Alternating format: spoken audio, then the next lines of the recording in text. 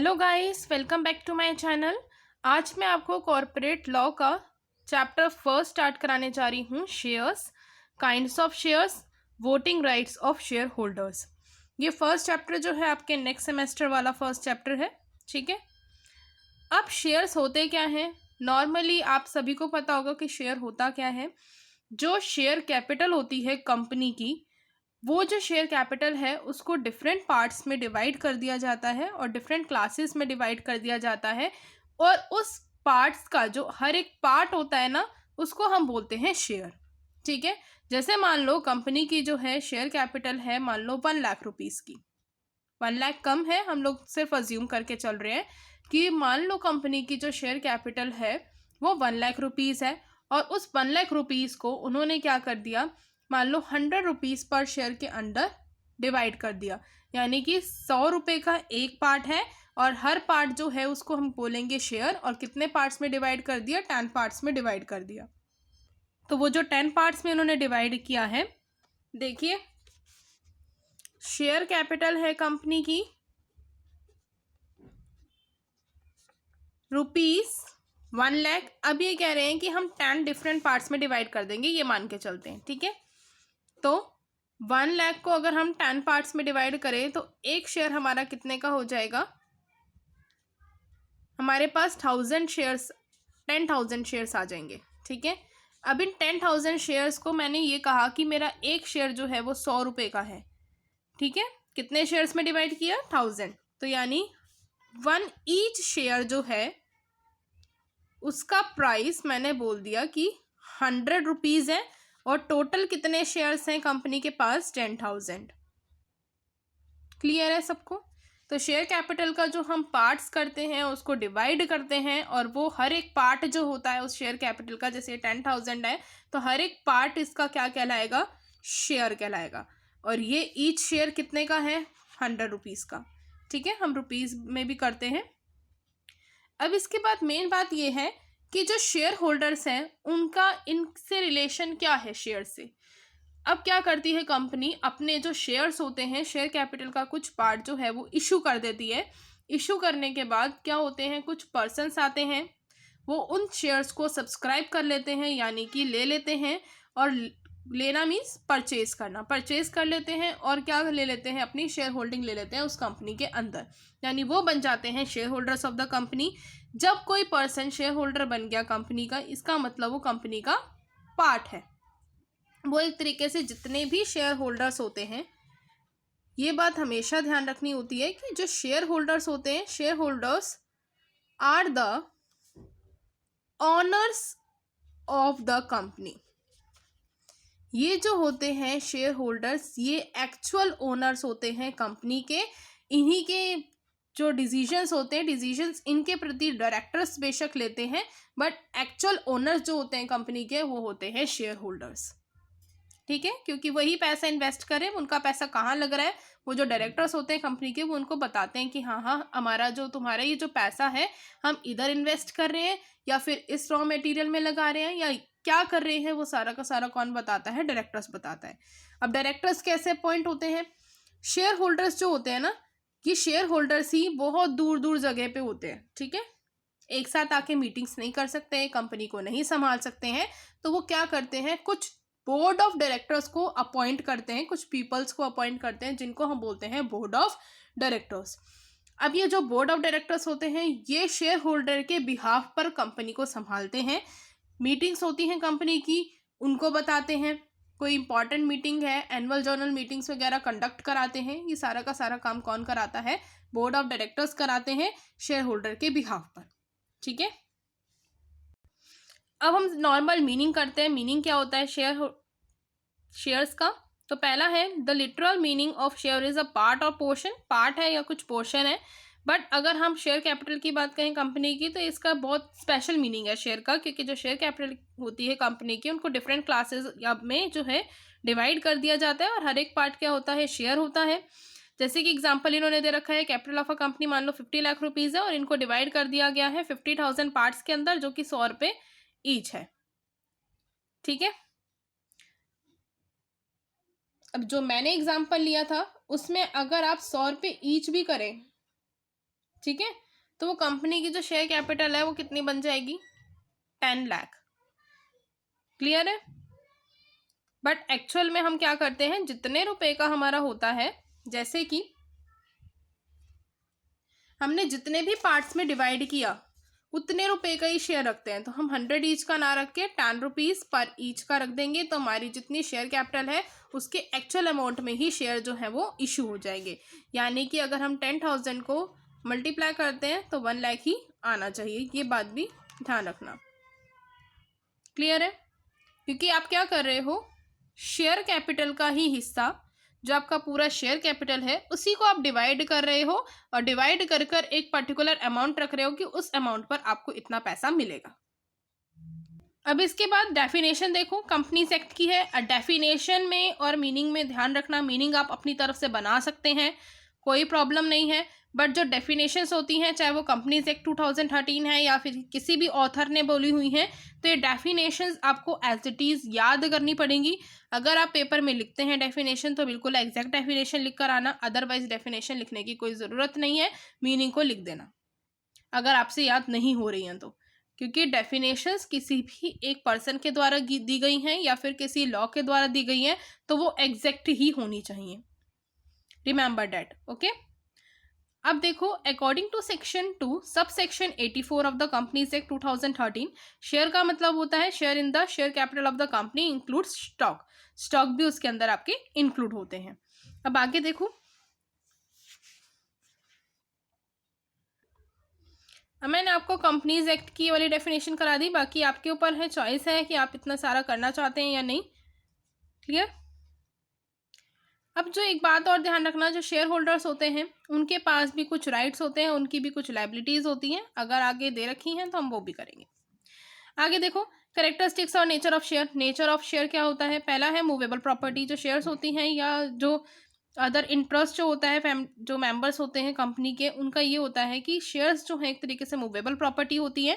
Movable property means ये जो है आप ट्रांसफ़र कर सकते हो, बट यहाँ पे ट्रांसफ़र तभी होगा जब कंपनी के आर्टिकल्स उनको परमिशन देंगे। यानी कंपनी के आर्टिकल्स ऑफ एसोसिएशन में ये लिखा होगा कि ये जो शेयर्स हैं ये वाले शेयर्स आपके ट्रांसफरेबल हैं।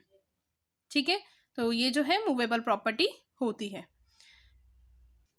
उसके बाद नंबर, हर एक शेयर जो है कंपनी का having share capital, share capital होती हैं, पता है, क्योंकि शेयर कैपिटल में से ही आप डिवाइड करते हैं और अलग अलग शेयर्स को निकालते हैं। Bye it's appropriate number, number भी दिए जाते हैं कि एक शेयर कितने का है। फिर उसके बाद ये भी देखा जाता है फर्स्ट शेयर सेकंड शेयर, किस किस को कौन सा शेयर अलॉट किया गया है, वो सब भी देखे जाते हैं। अब है शेयर सर्टिफिकेट, जितने भी शेयर होल्डर्स होते हैं उनको एक सर्टिफिकेट इशू किया जाता है कंपनी की कॉमन सील के अंदर। कंपनी जो है अपनी खुद की सील लगाती है और उनको एक सर्टिफिकेट इशू करती है कि उन्होंने कितने शेयर्स ले रखे हैं और कितने प्राइस के शेयर्स उन्होंने अपने पास ले रखे हैं, तो इसी को हम बोलते हैं शेयर सर्टिफिकेट। फिर है registration of shares. Registration of shares का मतलब होता है कंपनी क्या करती है, एक रजिस्टर मेंटेन रखती है, register of share holder. Share holder का जो रजिस्टर होता है उसके अंदर सब लिखा होता है कि किस पर्सन ने कितने शेयर्स हेल्ड कर रखे हैं, उस पर्सन का नाम क्या है, उस पर्सन का एड्रेस क्या है, कितना अमाउंट वो पे करता है, या उसने हम कितना अमाउंट उसको डिविडेंड का पे करेंगे, हर चीज़ वहाँ पे लिखी होती है। पूरा का पूरा जो कंपनी का शेयर है कि कहाँ कहाँ गया है वो सारा का सारा रिकॉर्डेड होता है, उसको बोलते हैं रजिस्टर ऑफ शेयर्स। फिर नेक्स्ट है राइट एंड इंटरेस्ट। अब शेयर होल्डर जो है कंपनी के, उनके पास कुछ सर्टेन राइट्स हैं, कुछ उनका इंटरेस्ट है, एट द सेम टाइम उनकी कुछ लाइबिलिटीज़ भी होती हैं। तो शेयर जो है सिर्फ और सिर्फ एक अमाउंट नहीं है मनी का, क्योंकि जो शेयर होल्डर्स हैं उनको सिर्फ और सिर्फ जो है हम लोग ये कह सकते हैं उनके जो राइट्स हैं उनको मेजर किया जा सकता है मनी के टर्म्स में। उनकी कुछ ऑब्लिगेशंस भी होती हैं शेयर होल्डर्स की, उनके कुछ राइट्स भी हैं, कुछ उनके इंटरेस्ट भी हैं, वो सारे के सारे यहाँ पे शेयर्स से ही रिलेटेड होते हैं। ठीक है। पैसिव प्रॉपर्टी, शेयर जो है वो आपकी पैसिव प्रॉपर्टी है, एक्टिव प्रॉपर्टी नहीं है। एक्टिव प्रॉपर्टी जो है वो पोजेशन है कंपनी के अंदर ही, यानी कि कंपनी के पास ही आप कह सकते हो कि कंपनी के पास जो शेयर्स हैं वो उनकी एक्टिव प्रॉपर्टी हैं, बट जो शेयर्स हैं वो एक्चुअली में पैसिव प्रॉपर्टी के सिंबल हैं।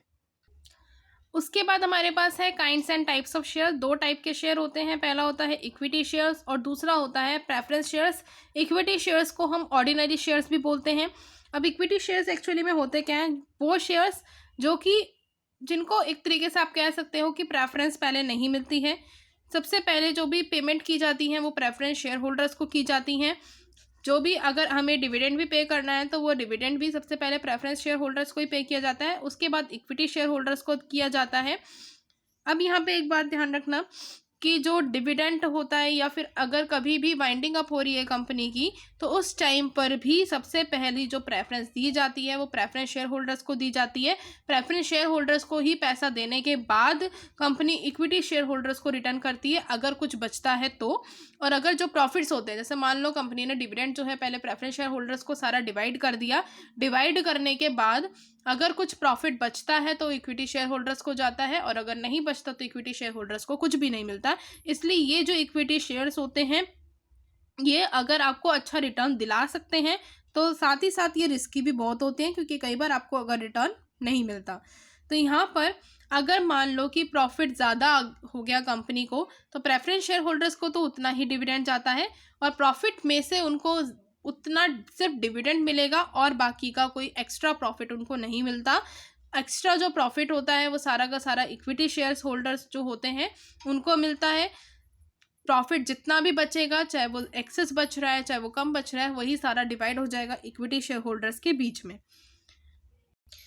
और यहाँ पे जो प्रेफरेंस शेयर होल्डर्स को जो डिविडेंड दिया जाता है वो भी एक पर्टिकुलर फिक्स्ड रेट पर डिविडेंड होता है, पूरा का पूरा एक फिक्स्ड रेट होगा और उसको हम देंगे प्रेफरेंस शेयर होल्डर्स को। क्लियर है?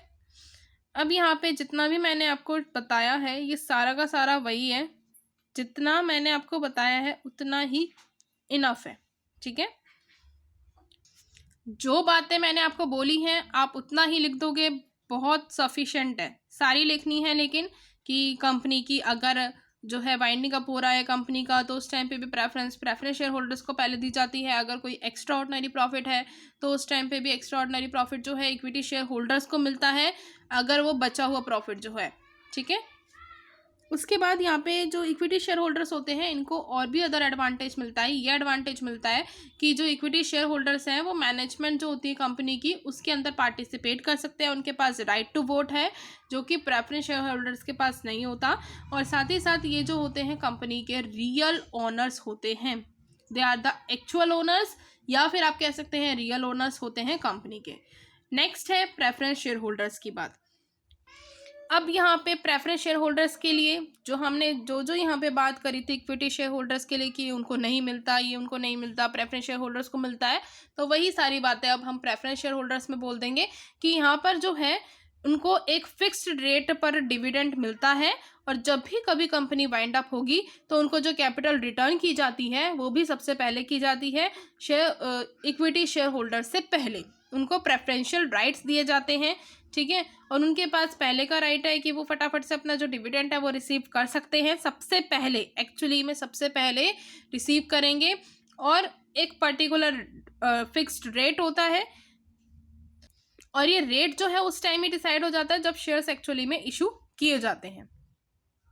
ठीक है, अब यहाँ पे रीपेमेंट ऑफ कैपिटल, अगर कभी भी कैपिटल रीपे होगी तो रीपेमेंट के टाइम पर भी सबसे पहले प्रेफरेंस शेयर होल्डर्स को ही राइट दिया जाएगा कि वो अपनी कैपिटल को ले सकते हैं। और बाकी अगर कोई भी कैपिटल बच जाती है, मान लो पूरी की पूरी कैपिटल उनकी रीपे नहीं हुई है, तो भी उनको पहले रीपे करना पड़ेगा सारे प्रेफरेंस शेयर होल्डर्स को। फिर जो शेयर होल्डर्स हैं उनको रीपे करने के बाद किसी अदर क्लास के शेयर होल्डर्स को वो कैपिटल रीपे की जाएगी। उसके बाद यहाँ पर एक बात और ध्यान रखना कि अगर इनमें से कोई भी करेक्टरिस्टिक नहीं मिलता, यानी ऐसा कुछ है जैसे कि उनको कोई फिक्स्ड रेट नहीं है डिविडेंड का, मान लो ये पॉइंट नहीं है, तो इसका मतलब ये नॉर्मल ऑर्डिनरी शेयर्स हैं, ना कि वो प्रेफरेंस शेयर्स हैं। ठीक है, यहाँ पे इन्होंने लिख भी रखा है कि even if one of the characteristic is lacking, अगर कोई भी एक करेक्टरिस्टिक लैकिंग है तो जो शेयर्स हैं can not be said to be preferential, उनको प्रेफरेंशियल नहीं कहा जाएगा, वो नॉर्मली ऑर्डिनरी शेयर्स ही कहे जाएंगे। मेनली दो ही करेक्टरिस्टिक्स हैं, एक तो सब कुछ रिपेमेंट उनको क्या मिलेगा, शेयर जो इक्विटी शेयर होल्डर्स हैं उनसे पहले मिलेगा, और बाकी फिक्स्ड रेट होता है उनका, वो सब यहाँ पे है। उसके बाद है काइंड्स और types of preferential shares. Preferential shares के क्या काइंड्स हैं, क्या टाइप्स हैं। सबसे पहला है सिंपल और नॉन क्यूमुलेटिव प्रेफरेंस शेयर्स। ये जो सिंपल और नॉन क्यूमुलेटिव होते हैं, इसमें क्या होता है कि अगर आपका जैसे कंपनी होती है, अब उसको किसी टाइम पे प्रॉफिट नहीं हुआ, ठीक है, लॉसेस में जा रही है, तो अब उस टाइम पर जो भी एरियर्स होते हैं, ठीक है, उस टाइम पे कंपनी ने जो है डिविडेंड ही डिक्लेयर नहीं किया, तो वो जो एरियर्स होते हैं, जो आपको नहीं मिला डिविडेंड, तो वो एरियर्स ऐड नहीं होते, तो वो नॉन क्यूमुलेटिव है।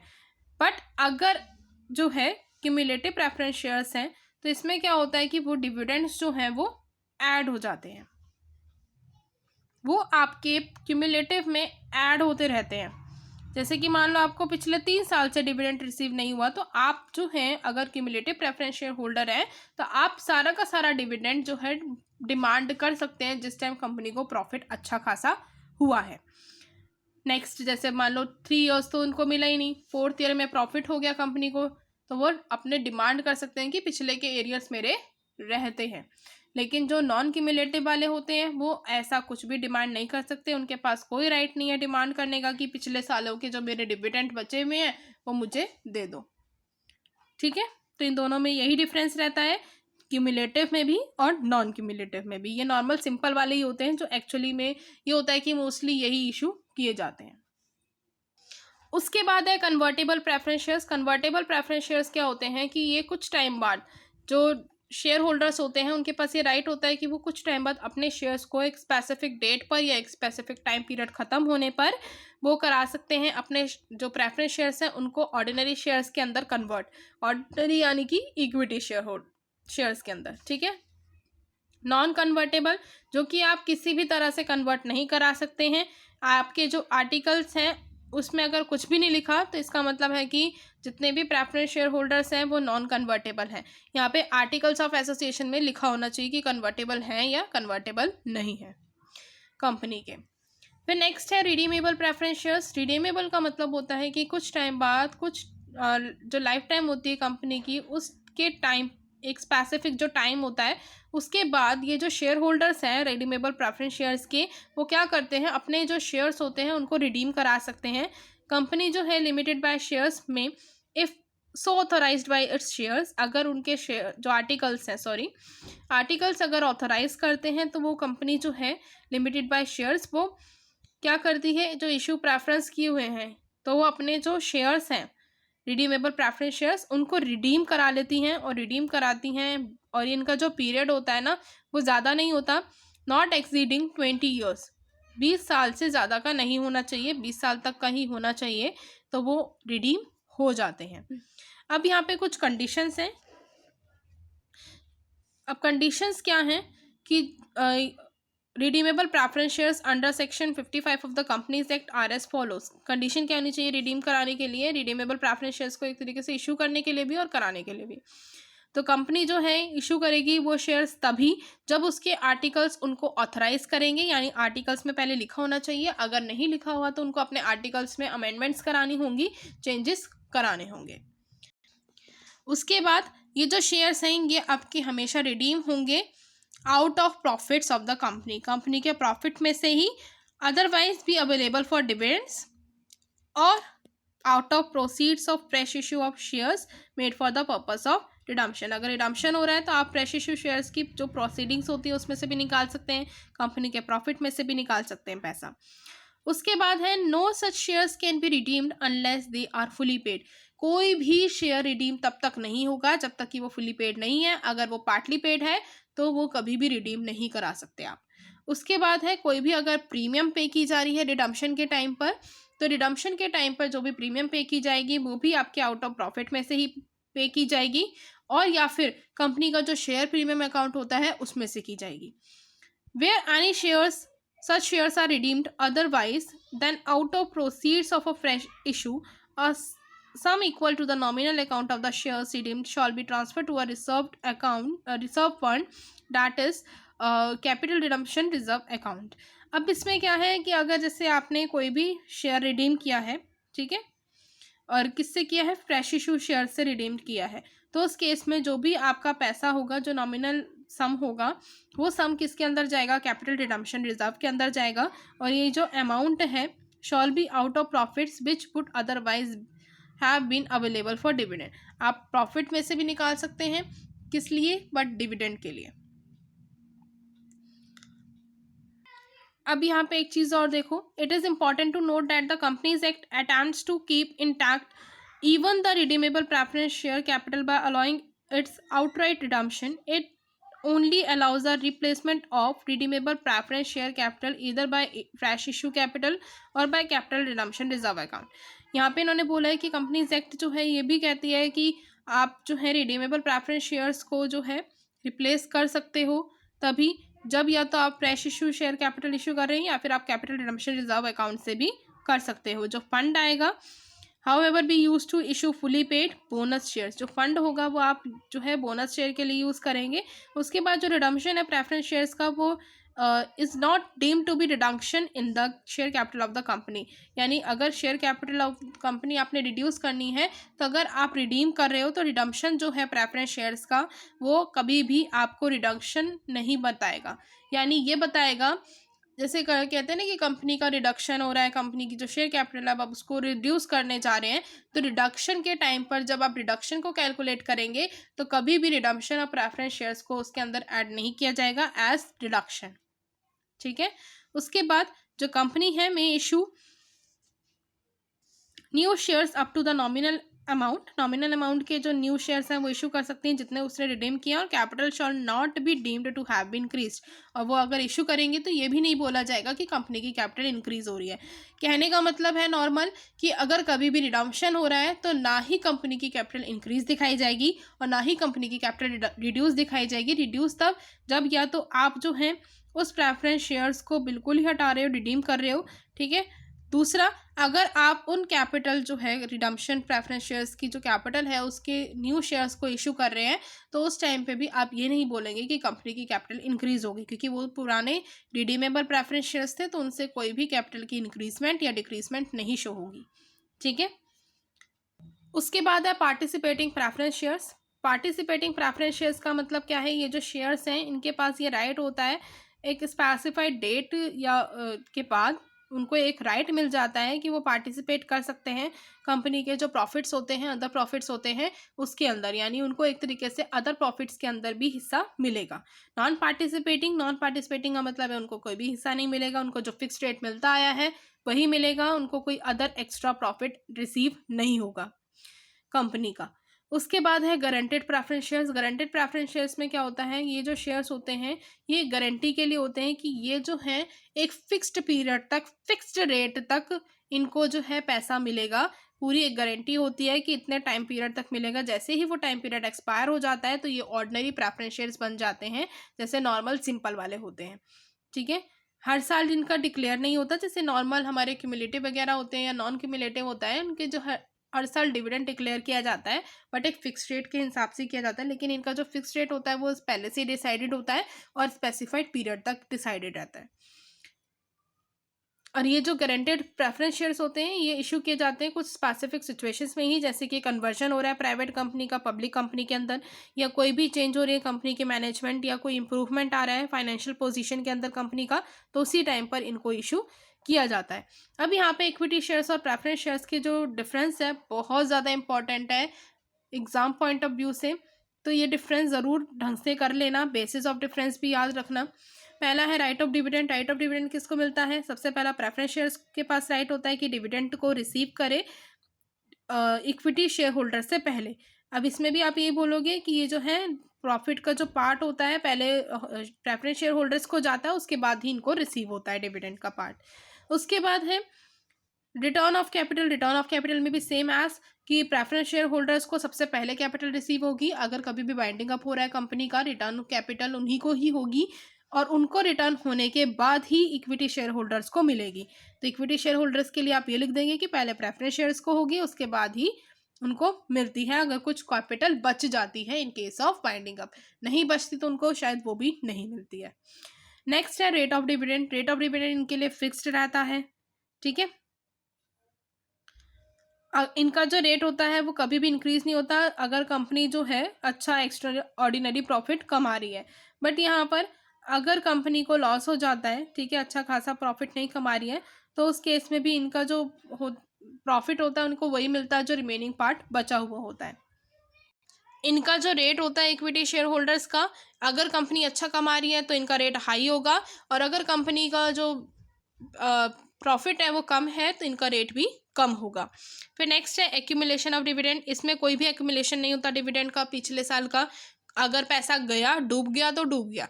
अब इसमें जो है प्रेफरेंस शेयर्स वाले में जो आपके क्यूमुलेटिव वाले होते हैं उनके अंदर ऐसा होता है, वैसे तो सारे नहीं करते, तो उनको वो मिल जाता है क्यूमुलेटिव वालों को, ठीक है। उसके बाद है रिडम्पशन। रिडम्पशन जो है यहाँ पर रिडम्पशन जो है, ये जो शेयर्स होते हैं प्रेफरेंस शेयर्स, इनका जो रिडम्पशन होता है स्पेसिफाइड पीरियड के बाद हो जाता है अगर आर्टिकल्स ऑफ द कंपनी में लिखा हुआ है, लेकिन इनका कोई रिडम्पशन नहीं होता पूरे लाइफ टाइम में।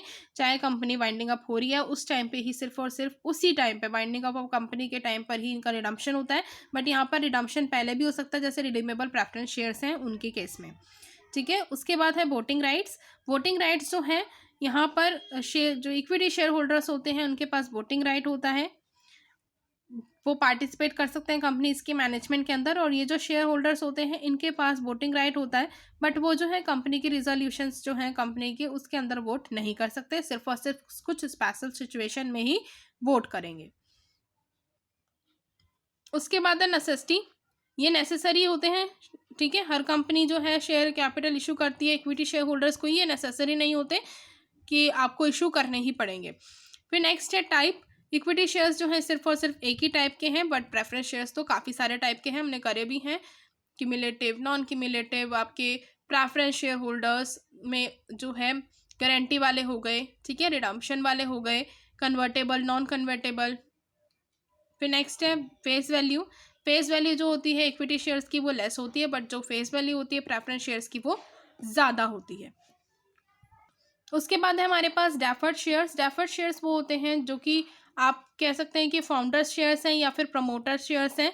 अब ये जो है यूजुअली अलॉट किए जाते हैं promoters of the company, company के प्रमोटर्स को, ठीक है।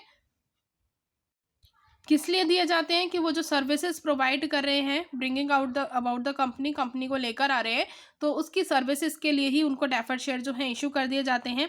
डेफर्ड शेयर जो है आपको अंडर राइटर्स जो होते हैं उनको भी इशू कर दिए जाते हैं in consideration of commission. Commission की कंसिडरेशन में जो डिविडेंड होता है डेफर्ड शेयर्स का वो पे किया जाता है after dividend on other kinds of shares, other जो काइंड्स ऑफ शेयर्स हैं उनके बाद, ठीक है। और रिटर्निंग ऑफ कैपिटल भी बाद में ही की जाती है, हैज़ बीन पेड। दस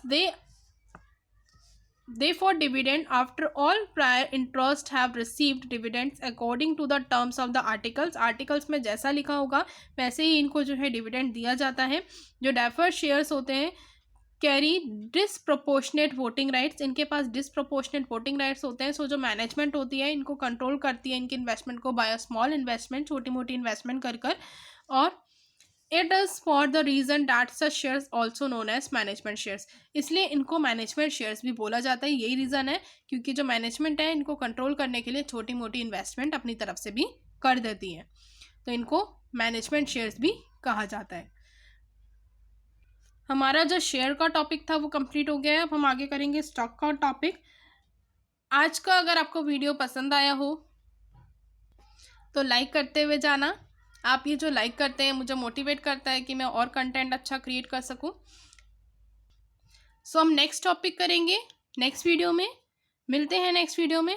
बाय बाय।